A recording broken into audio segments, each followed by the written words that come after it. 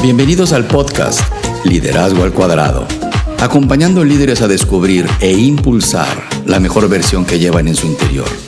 Soy Eduardo Magallanes y, si estás listo, comencemos.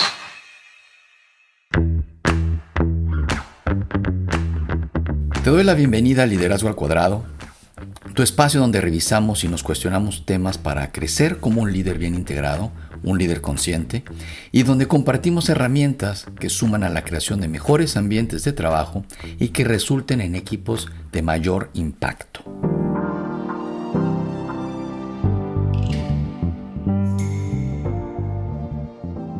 En este episodio hablaremos sobre el manejo de nuestras emociones de forma efectiva. Y ya hace algunas semanas, para ser exacto, fue en el pasado 5º episodio, hablamos sobre el poder de mostrar tus emociones. Ahora vamos a profundizar y entrar un poquito más hondo en este tema de las emociones y del cómo manejarlas de forma efectiva.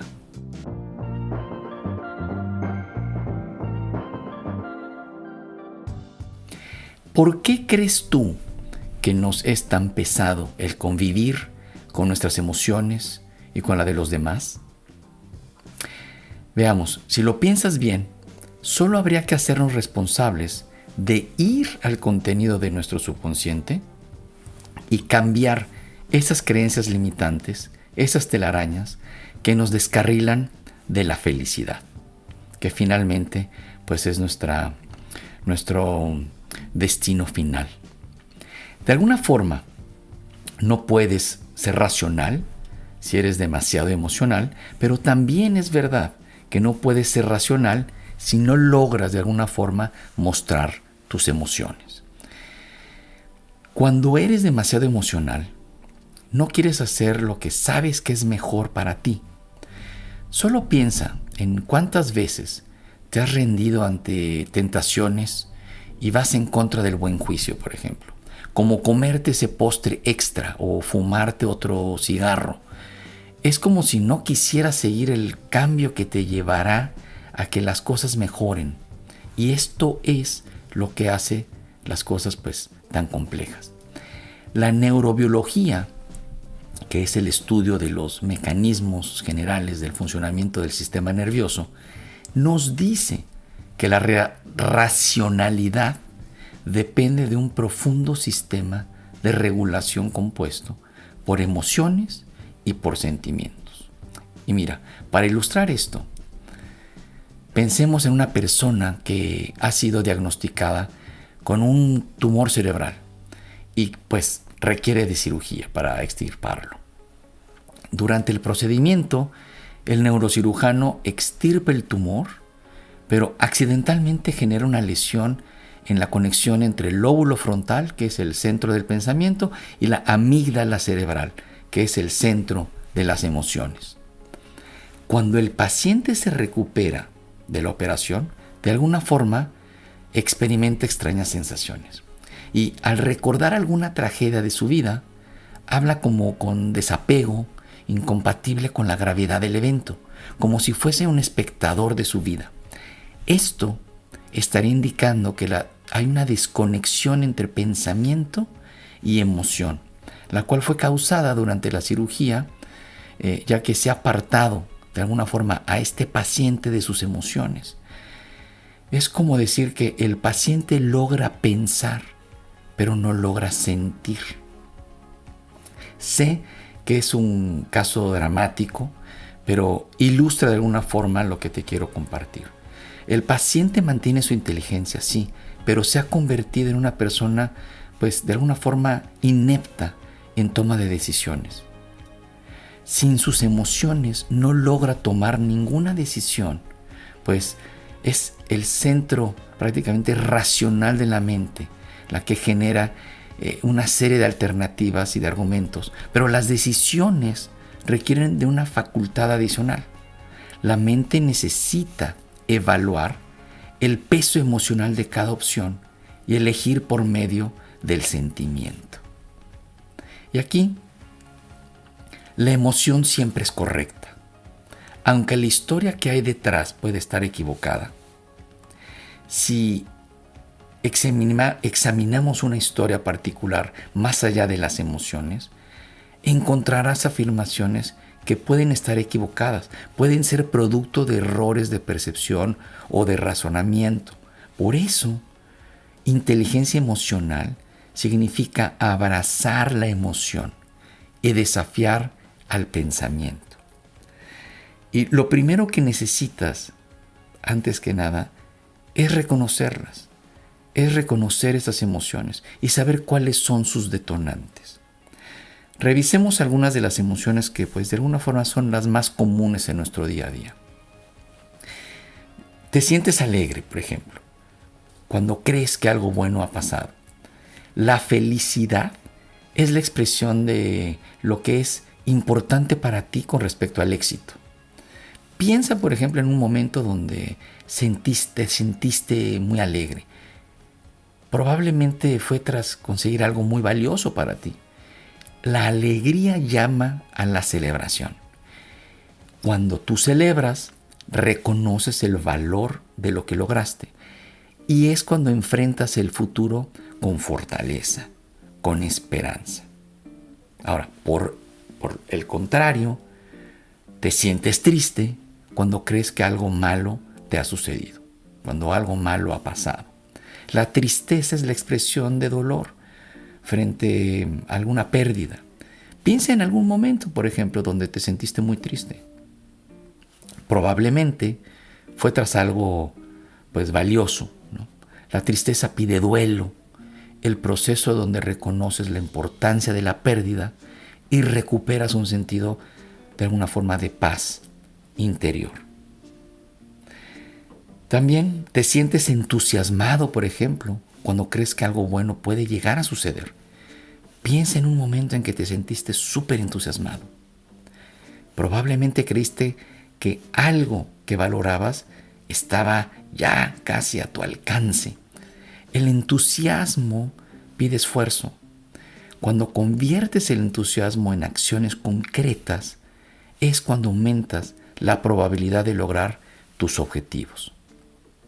Ahora, hablemos sobre una emoción que es muy importante y que la ponemos siempre pues atrás de las demás, y es el miedo. Sientes miedo cuando crees que algo malo puede ocurrir. Piensa en un momento en el que sentiste miedo, que te sentiste con mucho miedo. Probablemente algo que valorabas estaba en riesgo. El miedo pide protección. Cuando conviertes el miedo en acciones específicas, disminuyes la probabilidad o el impacto de una posible pérdida. Y una de las emociones más gratificantes precisamente es la gratitud. Sientes gratitud cuando crees que alguien hizo más por ti, más de lo que tenía que hacer. Piensa ahora en un momento en el que te sentiste súper agradecido. Probablemente alguien te ayudó a conseguir algo que valorabas. La gratitud pide apreciación.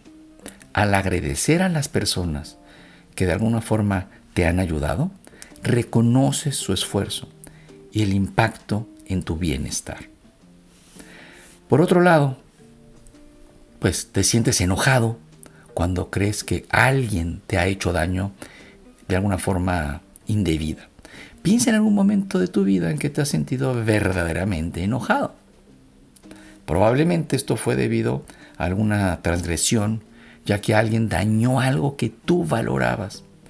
El enojo pide un reclamo, un esfuerzo para restablecer los límites transgredidos. También pide reparación del daño y protección en el futuro. Al expresar el enojo de manera productiva, reafirmas tus valores y reduces la posibilidad de que seas lastimado nuevamente. Bueno, ahora bien, las emociones negativas como la culpa, la vergüenza, desempeñan un papel importante en tu vida, ya que son indicadores de que algo tiene definitivamente que cambiar. ¿Te sientes culpable cuando crees que hiciste algo que no va con tus valores y que a través de esto le has hecho daño a alguien que te importa? La culpa exige una disculpa, un esfuerzo para reparar y volver a comprometerte con el valor que no pudiste demostrar. La culpa también pide reparar lo que lastimaste. Al expresar tu culpa productivamente, restauras tu integridad.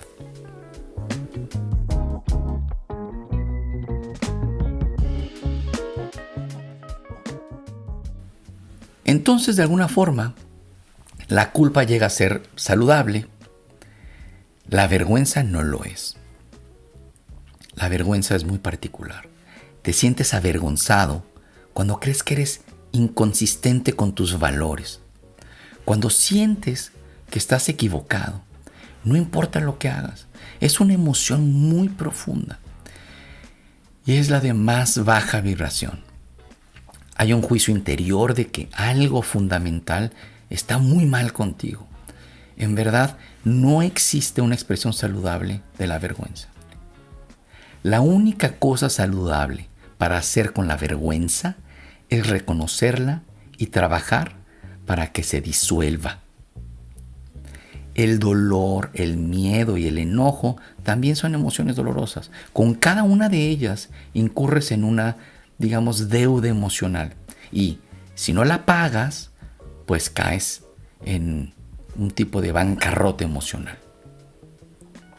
Al reprimir el flujo de tus sentimientos, te hundes en estados de ánimo negativos como la resignación, el resentimiento y la depresión.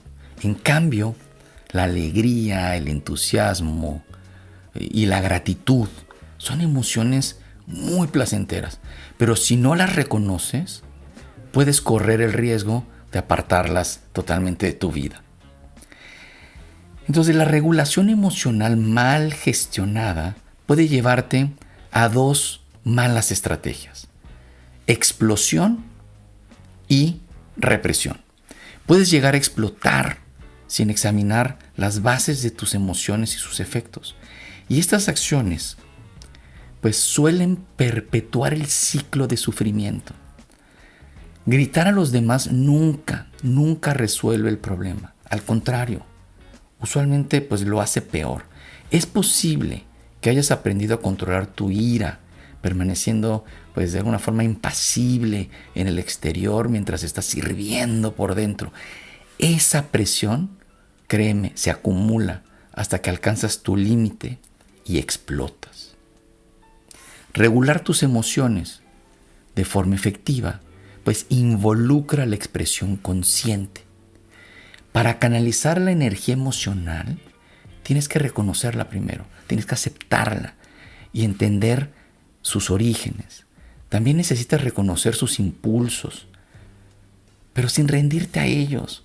Cuando desarrollas esta disciplina, puedes aceptar completamente lo que sientes sin actuar en contra de tus valores. Recuerda que solo eres responsable de tus acciones, no de tus emociones. Las emociones son muy buenas consejeras, así que tienes que escucharlas, que abrazarlas, sin renunciar a tu forma de actuar con integridad y de forma clara.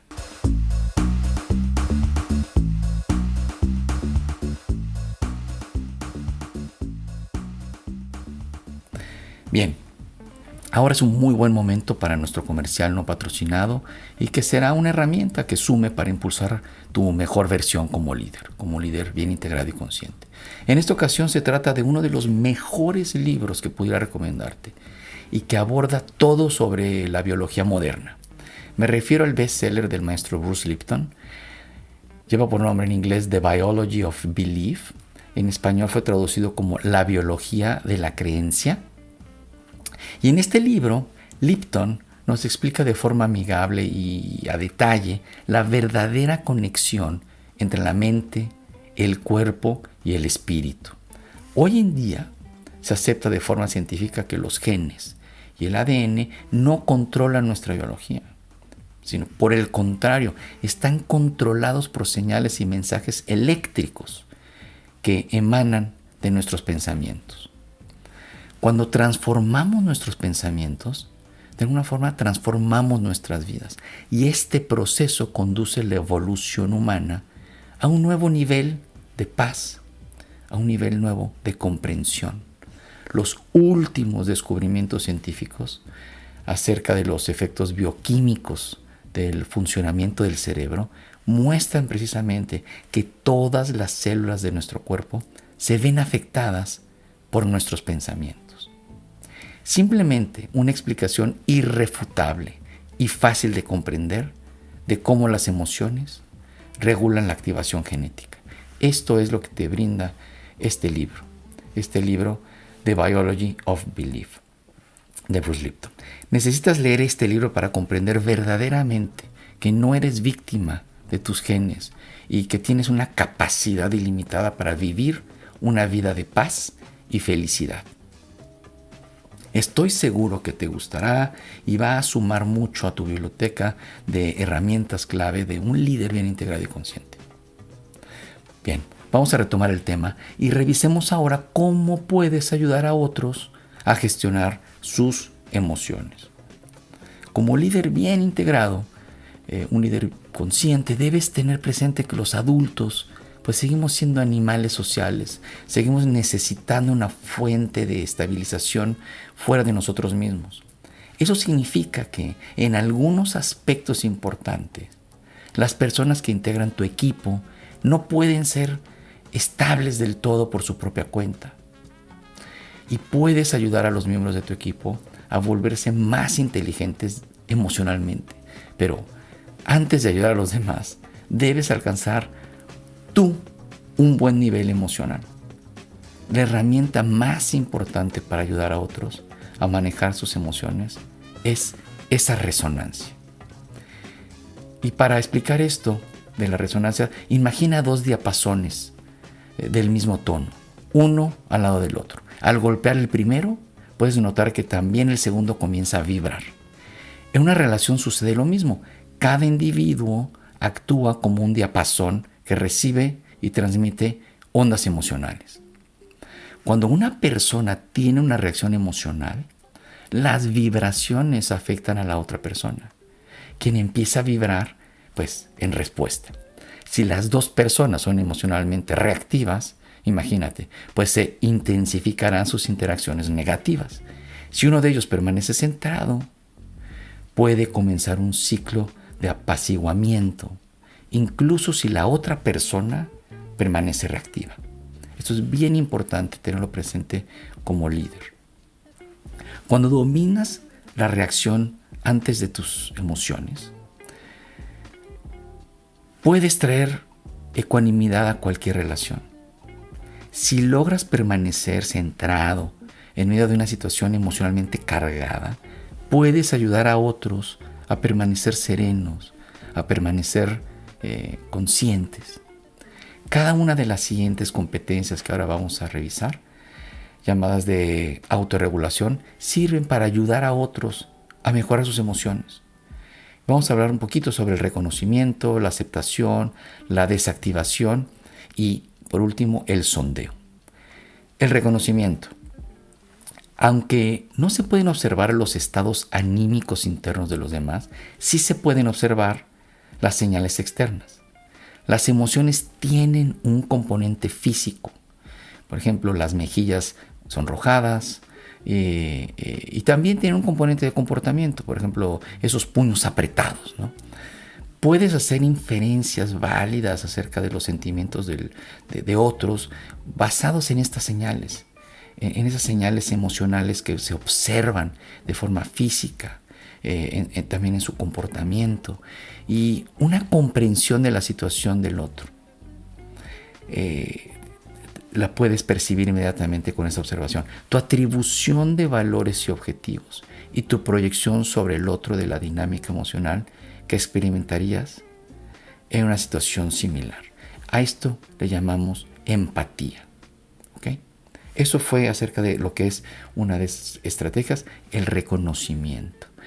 Es importante pues también darse cuenta que lo que infieras que el otro piensa y siente no es necesariamente lo que en verdad el otro está experimentando. No puedes leer la mente del otro. Al mismo tiempo, no considerar las señales emocionales tiene una gran desventaja. La mejor manera de trabajar con atribuciones, que son esas inferencias sobre el estado mental y las emociones de las otras personas, es simplemente basarlas sobre la mejor evidencia disponible. Declararlas tentativamente, reconociendo que no son más que tu interpretación, y pedirle al otro que las verifique, que comparta más sobre lo que está experimentando, lo que está sintiendo. Por ejemplo, al darte cuenta de que un miembro del equipo está sentado con los brazos cruzados, que se encuentra callado y un poco distante de la mesa de reunión, podrías decir algo como: Patricia, veo que estás callada, tus brazos están cruzados y estás sentada lejos de la mesa. Me pregunto, ¿cómo te estás sintiendo acerca de nuestra conversación? Observa lo diferente que es, en lugar de atacar a Patricia, con algo que suene como: ¿por qué estás callada? ¿Qué sucede contigo, Patricia? Suena de una forma agresiva, ¿no crees? En fin, hablamos sobre la aceptación ahora. Para trabajar con las emociones de los demás, es necesario primero aceptarlas sin juzgarlas. No solo es inútil castigar a alguien por lo que siente, también es contraproducente. Puedes sentir la tentación de decirle a un colega, por ejemplo, que se anime, o decirle a tu hijo que las cosas no son tan malas como parecen. Pero tales advertencias, en verdad, rara vez funcionan, ¿no crees? Un líder que se da cuenta si sus empleados tienen miedo a un próximo cambio organizacional, podría sentirse inclinado a tranquilizarlos, como diciendo algo tipo: no hay nada de qué preocuparse. Posiblemente tenga buenas intenciones este líder, pero lo más probable es que su declaración asuste aún más a los empleados. Desafiar las emociones de otros los hace sentirse juzgados, malentendidos y también no respetados. Atención.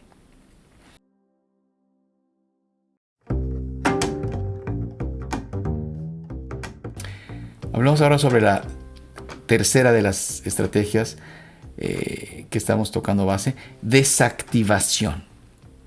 Nada desactiva tanto las emociones como tu propia postura relajada y centrada. No reaccionar ejerce un efecto como moderador sobre esas emociones intensas. Aceptar la emoción del otro sin juzgarlo le ayuda a recuperar su ecuanimidad. Sí es posible desactivar las emociones del otro, incluso en circunstancias extremas. Alguien puede estar muy molesto, por ejemplo, contigo, pero no tienes que escalar el conflicto. Puedes asumir la responsabilidad de la reacción que ocasionaste y hacer lo mejor para mantener la ecuanimidad. Mantenerte tranquilo, tranquila. A través de un sondeo abierto, también puedes permitir que el otro exprese sus sentimientos y sus pensamientos. Cuando entiendas mejor la historia que está detrás de su emoción, podrás tomar las medidas adecuadas para hacerle frente. Y si la situación resulta inmanejable, siempre puedes separarte en paz y con integridad. Sin una reacción, un ataque no dura por mucho tiempo. Como un fuego que se queda sin combustible, por ejemplo. El calor emocional se consumirá siempre a sí mismo. Es por ello que la mejor manera de recibir la emoción de otra persona es con empatía, es abrazándola, sin juicio, sin argumento. Con el fin de desactivar la energía agresiva y provocadora, busca siempre la manera de estar de acuerdo con la otra persona. No te preocupes por lo incorrectas que creas que son sus opiniones.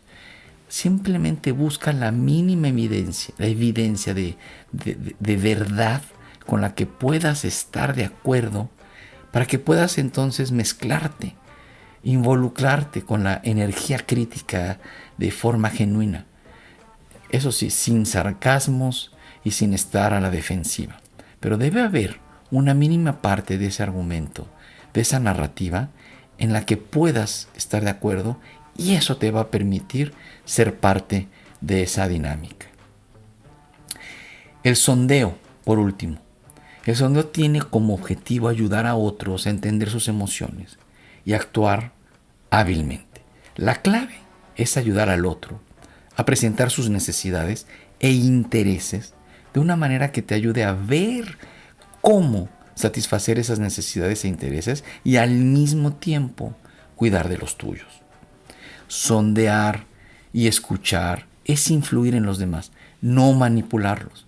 La diferencia se basa en el respeto por la autonomía. Manipular es como distorsionar información con el fin de que alguien actúe como tú deseas, creyendo que si la otra persona hubiera sabido lo que tú sabes, no hubiera actuado de esa manera.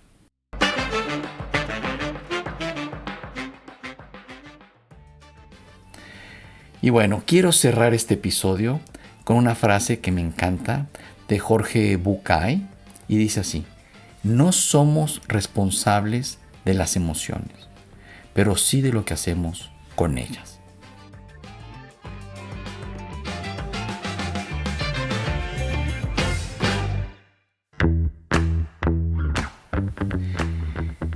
Y así llegamos al final de este episodio, el cual espero hayas disfrutado. Gracias nuevamente por acompañarme y por ser parte de este movimiento. Te invito a que sigas Liderazgo al Cuadrado en redes y a que visites mi página eduardomagallanes.com, donde podrás encontrar más herramientas que te apoyarán en tu recorrido como un mejor líder. Hasta la próxima semana con un nuevo episodio y recuerda que lo mejor en tu vida siempre está aún por venir.